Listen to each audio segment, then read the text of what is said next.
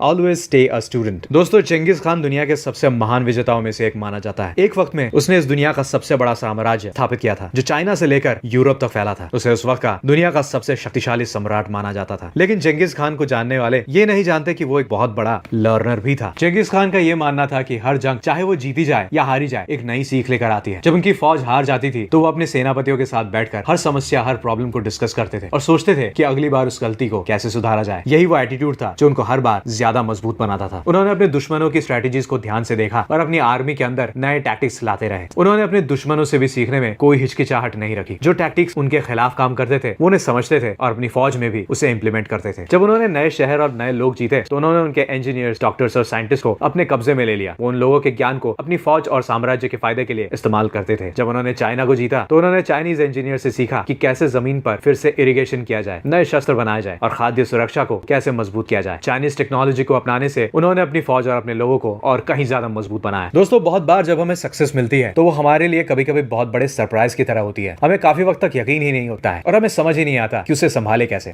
Fame, power, money बहुत खतरनाक नशा है। ऐसे में हम बिना सोचे समझे कभी कभी गलत फैसले ले लेते हैं और सबसे जरूरी बात कि हम सीखना ही छोड़ देते हैं। बड़ी बड़ी कंपनीज और बड़े बड़े ब्रांड अपने सक्सेस के बाद दोबारा सीखने का एटीट्यूड ना रख पाने की वजह से फिर से धूल में मिल गए। ब्लैकबेरी की कहानी भी कुछ ऐसी ही है। 2000 के दशक में उसने अपनी हाई सिक्योरिटी और फिजिकल कीबोर्ड वाले फोन्स के लिए एक ह्यूज फैन बेस बना डाला था। ये दुनिया भर के टॉप प्रोफेशनल्स, सीईओज और पॉलिटिशियंस का पहला पसंद बन गया था। यहाँ तक कि यूएस के प्रेसिडेंट बराक ओबामा भी इसी का इस्तेमाल करते थे। लेकिन अपने सक्सेस की ईगो के चलते उसने वक्त के साथ आते टच स्क्रीन स्मार्टफोन्स और ऐप इकोसिस्टम को नजरअंदाज कर दिया। ब्लैकबेरी के मैनेजमेंट का ये सोचना था कि उनका फिजिकल कीबोर्ड अनबीटेबल है और कस्टमर्स कभी भी फिजिकल कीबोर्ड को यूज करने का मजा नहीं छोड़ेंगे। उनके इसी ढीठ माइंडसेट की वजह से धीरे धीरे आईफोन और एंड्रॉइड डिवाइसेस मार्केट में आए और ब्लैकबेरी कंपटीशन में पूरा का पूरा पीछे छूट गया। ऐसी ही कहानी नोकिया, सीयर्स, कोडैक, याहू और अनगिनत ऐसे कंपनीज की है जो सक्सेस के नशे में सीखना ही छोड़ देते हैं और इसी गलती से बर्बादी की खाई में गिर जाते हैं। ऑथर कहते हैं कि सक्सेस मिलने के बाद अपने ईगो को संतुलित रखने का सबसे बेस्ट तरीका है एक मेंटर या कोच रखना जो आपको सही वक्त में सही सलाह दे सके। यही वजह है कि राजाओं के पास सुझाव के लिए मंत्री हुआ करते थे। आजकल के सोशल मीडिया के जमाने में टीचर, मेंटर या कोच ढूंढना कोई बहुत मुश्किल बात नहीं है। खुद को एजुकेट करते रहना, किताबें पढ़ना, सेमिनार्स या ऑनलाइन लेक्चर्स सुनना, ट्रेंड की चीजों को जानना, समझना, ये सब हमारे ईगो को चेक्ड रखता है और हमें आगे बढ़वाता रहता है।